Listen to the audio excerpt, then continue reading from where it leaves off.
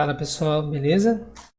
Mais um vídeo e mais uma vez a gente vai continuar nossos estudos de ótica. Na aula de hoje a gente vai falar especificamente dos dióptros planos. Palavra estranha, mas para quem nunca ouviu falar, dióptros são simplesmente meios, tá? Ou um sistema óptico formado por dois meios distintos. Bem, no caso, para vocês aqui, a gente pode ter ar e água, ou ar e vidro, ou vidro e água, tá? Simplesmente sistemas formados por dois meios. Tá? E no nosso caso, especificamente, a gente vai falar de dióptros planos, onde essa divisão entre um meio e outro é sempre uma superfície plana. Tá? No caso aqui, ó, nós temos o nosso prisma, ó, ele é dividido, o ar e o vidro é dividido na superfície plana. Também a gente pode considerar a água e o ar. Beleza? E essa imagem aqui é interessante porque a gente vai ter uma ideia, tá, do que vem nessa aula, do que vai acontecer com as imagens, tá, quando a luz passa por um meio e outro. Beleza? Para a gente entender todo esse fenômeno de uma forma bem simples, eu vou pegar o exemplo típico, que é o exemplo de um peixe dentro da água. Tá? Esse peixe está numa profundidade P, né? E a gente sabe que para ver um peixe, o observador tem que captar a luz que vem desse objeto. E a gente sabe que quando a luz muda de meio, né, ela vai ser desviada. Bom, a gente sabe que a luz sai do fio e quando ela vai mudar de meio, ela sofre refração. Bem? Tudo isso seguindo a lei de Snell que vocês conhecem. A questão é, nós estamos acostumados a visualizar as coisas de maneira retilínea. Tá? Então, quando a gente olha para esse peixe no fundo da água, a gente tem uma visão aparente que ele não está ali. E sim, ele está numa linha reta da gente, ou seja, ele estaria numa posição aparente, certo? Essa posição acima da superfície, acima do objeto, do peixe real. E isso é muito comum. Quem nunca olhou para uma piscina, né, e pensou que ela fosse mais rasa do que ela realmente é? Isso porque o fundo da piscina vai parecer mais próximo da superfície por conta dessa refração, desse desvio que a luz sofre. Bom, ótimo. Então vamos lá. Para a gente entender todo esse fenômeno, vale a gente lembrar, tá, da lei de Snell. Bom, e vamos dar nome a alguns bois aqui. Vamos lá. A gente vai chamar de P da profundidade do peixe, tá bom? P', a profundidade aparente do peixe, que tem a visão de onde ele está, né? E a distância entre a normal da refração até o peixe de D. Tá? E além disso, lembrar da nossa famosa lei de Snell. E para ficar mais fácil, e vocês vão entender mais para frente, a gente vai reescrever essa lei de uma outra forma. Bom, vai ficar N2 sobre N1 igual a seno de 1 sobre... Tranquilo, né, gente? Só mudar, inverter aqui a posição do seno e do N2. Tá? Ótimo, perfeito. Agora o que a gente vai fazer é simplesmente usar trigonometria, gente, construção de triângulos. Olha esse aqui. Primeiro, nós temos aqui a distância D, a profundidade P e o feixe de luz. Eu consigo construir um triângulo aqui, tá? Um triângulo ainda retângulo, bem? Cujos catetos são D, P' e P, desculpa, e ele ainda tem o ângulo de incidência, que é o ângulo do triângulo. Bom, lembrando aqui, tá? Que ângulos opostos pelo vértice são iguais, então aqui é I2 e aqui para a visão aparente, para a pelinha, eu também tenho um ângulo de 2. A gente pode construir um outro triângulo ali. Tudo bem? Então vamos lá, para ficar mais fácil para vocês, vamos separar esses triângulos em uma outra imagem. Já me adiantei aqui, né? Mas a gente tem para o triângulo de cima os catetos D e P', tá? Triângulo retângulo, então a hipotenusa vai ser a raiz dos quadrados desses catetos. Do mesmo jeito, aqui embaixo, né, D e P, temos a hipotenusa e raiz de D ao quadrado mais P. Tudo bem? Temos também os ângulos para esse triângulo I2, como a gente viu no slide anterior, e aqui temos I1. Bom, como a gente quer usar seno por conta da lei de Snell, então a gente vai usar a definição de seno aqui, para esse triângulo e para esse triângulo. Vamos lá. Seno desse ângulo, cateto oposto sobre hipotenusa. Seno de 2 é o cateto oposto de sobre hipotenusa, raiz de d ao quadrado mais π ao quadrado. Beleza? A mesma coisa a gente faz para o seno de 1 quadrado, raiz de d ao quadrado mais p ao quadrado. Tranquilo? Ótimo. E além disso, a gente vai reutilizar aquela equação de Snell reescrita na forma de fração. Bom, então vamos juntar tudo isso em uma única equação. Vou substituir seno de 1 aqui, seno de 2 aqui, e a gente vai ter essa fração gigantesca. A gente sabe que copia a primeira fração e multiplica pelo inverso do segundo. Nesse processo, o D e o D vão ser cortados, né? Simplificados. E esse raiz de D ao quadrado mais ele vai ser jogado para o numerador da fração. Bom, então a gente vai ter essa relação aí para vocês. Opa! E parece ser bem complicado, né, gente? Sobre N1 é igual a essa de raiz. Bem, então vamos lá. Para um vestibulando, as coisas vão ficar mais simples. Olha o que vai acontecer. Toda vez que vocês vão fazer um vestibular, vocês vão ter uma situação muito específica para esse tipo de... Essa situação aqui, ó. Vamos lá. Vamos dizer que um observador, ele muda de posição para observar esse peixe. Ele vai conseguir observar esse peixe ainda, certo? Só que os ângulos aqui vão mudar, certo? E a distância aqui também vai mudar. Bem, mas dá para vocês observarem, olha que interessante, que a posição do peixe, tá, com relação a essa vertical aqui não muda. Tá bom? Vai mudar o D, mas o P e o P' não vão mudar.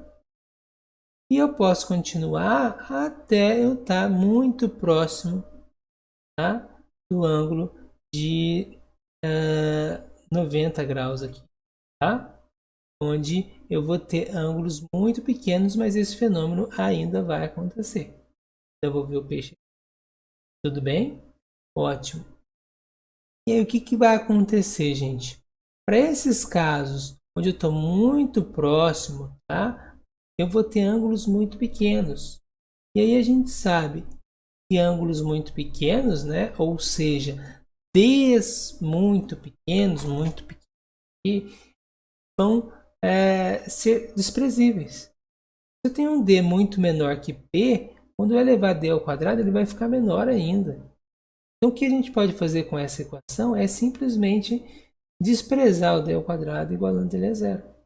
Desprezar o D ao quadrado igualando ele a zero. De novo, isso se eu estiver bem próximo, tá? Bem próximo do objeto que está sendo observado. Ou seja, ângulos muito pequenos.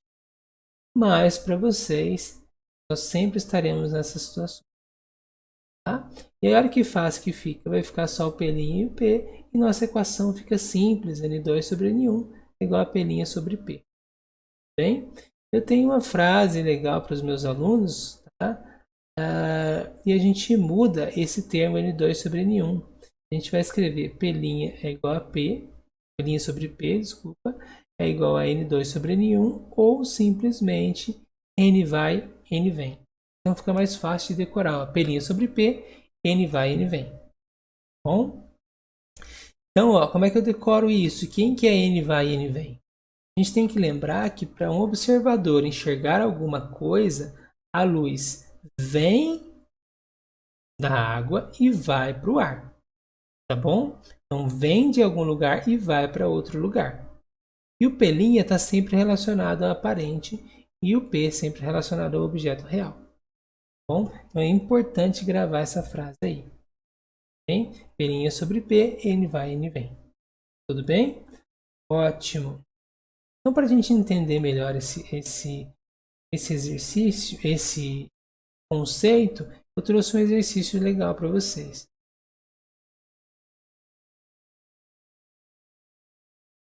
O exercício que eu trouxe para vocês é um exercício típico de ópteros planos, tá? Vamos lá então. Uma fonte luminosa está fixada no fundo de uma piscina, profundidade 1,33 metros. Uma pessoa da borda dessa piscina observa um feixe luminoso monocromático emitido por essa fonte, que forma, olha aí, ó, um pequeno ângulo alfa com a normal da superfície da água. Depois de refratado, forma um pequeno ângulo B também com a normal da superfície da água, conforme esse desenho que eu estou mostrando para vocês. Ótimo. Ele quer descobrir quanto que é a profundidade H. Tá? No caso seria o nosso pelinha, para que essa pessoa veja, né, essa fonte de luz. Então vamos lá, gente. Exercício muito fácil, vocês vão ver. Vamos lá. Nós sabemos, com vocês, tá, que pelinha sobre P igual a, lembra? N vai, N vem. Beleza? Ótimo. Então vamos lá para o que interessa para a gente. Quem é pelinha?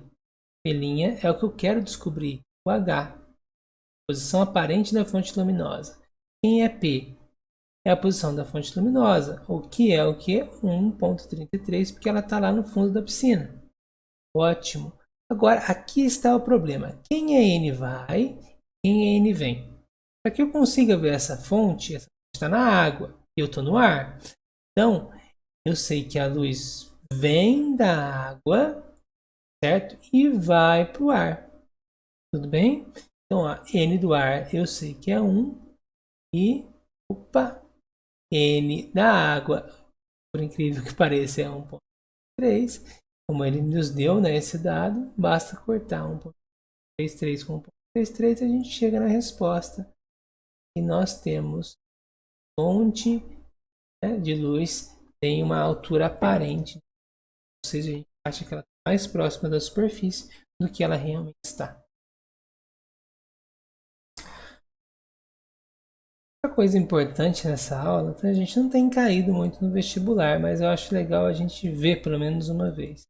São as chamadas lâminas de faces paralelas. O que são essas lâminas? Essas lâminas são conjuntos de dois dióptros. Bem? Vamos lá então. Neste caso eu vou ter uma lâmina de um vidro, que seja um acrílico, algo do tipo, tá? Uma espessura E. E aí a gente vai lançar a luz sobre ela no ar, vai passar por esse vidro. Eu sei que quando ela passar, mudar de meio, ela vai sofrer refração, vai sofrer um desvio, né? Se aproximar da normal, como a gente tem visto, então ângulo de incidência e ângulo de refração. Né? O que vai acontecer? Quando ela mudar de meio de novo, ela vai voltar a ter a inclinação que ela tinha aqui. Né? Então aqui eu sei que L e 2 que são paralelas, e como a gente sabe, paralelas cortadas por uma transversal são idênticos. E aqui, como é o mesmo meio, vai sair o índice com o mesmo ângulo que ele entrou. Tudo bem? Ótimo. Então eu sei que se não tivesse esse vidro, a luz faria uma linha reta aqui. Só que por conta dessa lâmina, né, ela sofreu um desvio. A gente vê, tá? Muito pouco provável que caia no vestibulares, tá, gente? Mas é interessante a gente saber que existe. E geralmente eles perguntam qual é esse desvio. Tá? E para a gente calcular esse desvio, mais uma vez a gente vai para a trigonometria. Tá? Vamos lá então, ó. Temos aqui 90 graus, que é a distância das retas, né? Paralelas tem 90 graus, é perpendicular. Temos esse ângulo aqui, amarelo para vocês, que é simplesmente, né, gente, aqui tudo vale I1. Então esse cara aqui é simplesmente I1 menos I2. Bom? E aí nós temos esse triângulo em amarelo e temos também esse outro triângulo. Como eu fiz no outro exemplo, eu vou separar esses dois triângulos para vocês. Esse triângulo e esse aqui. Esse vai ter a espessura E, tá? O ângulo I2, como eu mostrei para vocês. Esse aqui vai ter o cateto D, que é o desvio, né? E esse ângulo I1. Bom, uma coisa interessante é que, como vocês viram lá na imagem, eles compartilham a mesma hipotenusa. Então, a gente pode chamar as duas de x. Aqui, como eu tenho cateto oposto desse ângulo, eu posso usar seno, e embaixo eu vou usar cosseno, porque eu tenho cateto adjacente e hipotenusa. Bom? E aí, usando esses dois, né, voltar aqui e usar a relação entre um e o outro, lembrando que o x é comum para os dois. Tá? Então, isolando o x em outra, indo uma na outra aqui, né, a gente chega nessa relação. Tá? Ou simplesmente desvio vezes cosseno de 2 é igual a e vezes seno da diferença entre os ângulos de 1 e 2.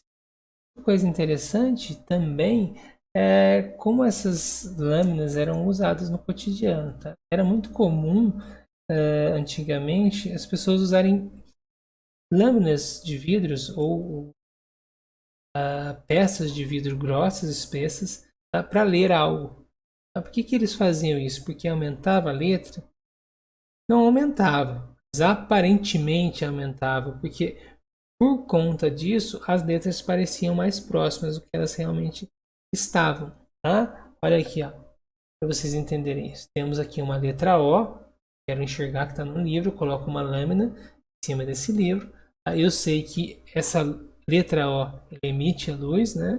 Só que para ela vai chegar nos nossos olhos, ela vai sofrer refração, olha lá.